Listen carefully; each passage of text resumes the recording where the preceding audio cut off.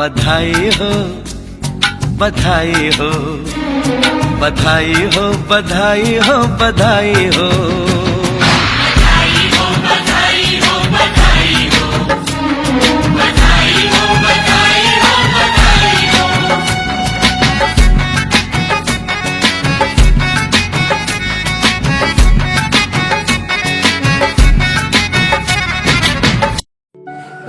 के बाद में मैंने जैसे कांस्टेबल के पद में चयनित हुई थी, उस टाइम मेरे पास में कोई डिग्री वगैरह नहीं थी। मैंने 12वीं पास कर रखी थी, तो मेरे पास में कोई ऑप्शन ही नहीं था कि मैं कोई आगे तैयारी करने के लिए कुछ करूं।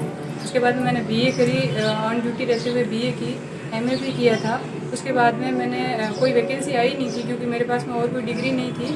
तो 2016 में जो सब इंस्पेक्टर की वैकेंसी आई थी उसमें मैंने फॉर्म भरा था और मैंने ड्यूटी के दौरान घर का पारिवारिक सामंजस्य बनाए रखते हुए और ड्यूटी में भी जितने ड्यूटी करने के बाद में जितना टाइम मिलता था उस टाइम को निकाल कर मैंने पढ़ाई की और उस पढ़ाई की बदौलत ही आज मुझे ये सफलता हासिल हुई। पढ़ाई का सामंजस्य इसमें मेरे परिवार का भी सहयोग मिला, जैसे बच्चों को रखने करने में या और कोई थोड़ी बहुत प्रॉब्लम आती तो उसमें, और बाकी जैसे भी ड्यूटी होती थी उसके बाद मैं टाइम एक्स्ट्रा निकालती थी घर पे, जैसे काम काज को कम करके या और भी जितनी ड्यूटी थी उस ड्यूटी से आते ही पढ़ाई करने लग जाती थी। उस संघर्ष के बारे में तो क्या कहूँ, वो तो संघर्ष है तो बहुत ही बड़ा संघर्ष था कि मेरे माता पिता को भी ये पता नहीं था कि शिक्षा के बारे में इतना महत्व का पता नहीं था कि शिक्षा क्या है, उनका महत्व क्या है।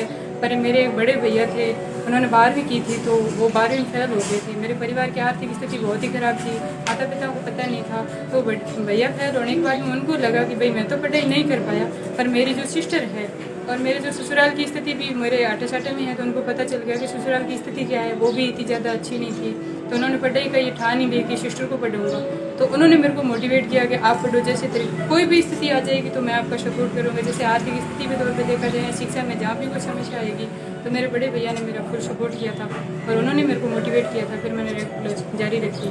मेरे 10th के बाद में समस्या आ गई थी कि मेरे गांव में शिक्षा का स्तर कम था, तो वहाँ पे स्कूल नहीं थी नज़दीक। तो सबने बोल दिया कि स्कूल नहीं है तो अब क्या, छुड़वा दो, घर का काम काज करते रहेंगे। भैया ने कहा नहीं छुड़ाऊंगा तो नहीं। मेरे को पूछा आप पढ़ाई कर लोगे क्या?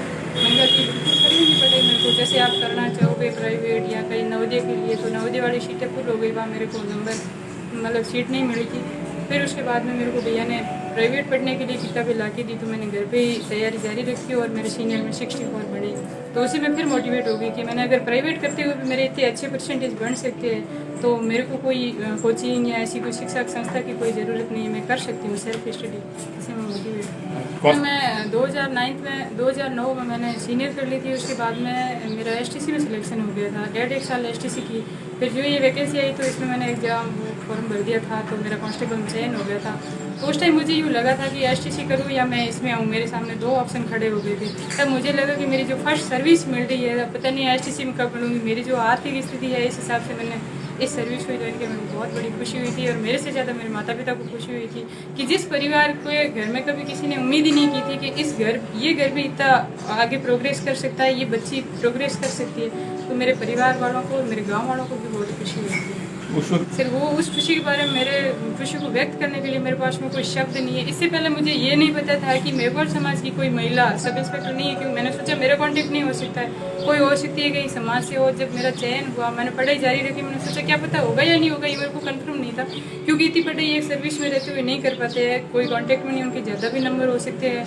इसके बाद में जैसे जैसे आगे आगे स्टेप बढ़ते गए, मैं स्टेप पार करते गई और लास्ट में जब ये चयन वाले मेरे पास में मिला समाचार कि आपका चयन हो गया तो बहुत बड़ी खुशी हुई। उसके बाद में जब इधर उधर चली कि आप तो महिला समाज की फर्स्ट लेडी हो जो सब इंस्पेक्टर में चयन हुआ, तो मुझे इतनी खुशी हुई जिसकी मैं शब्दों में व्यक्त नहीं कर सकती उस खुशी को।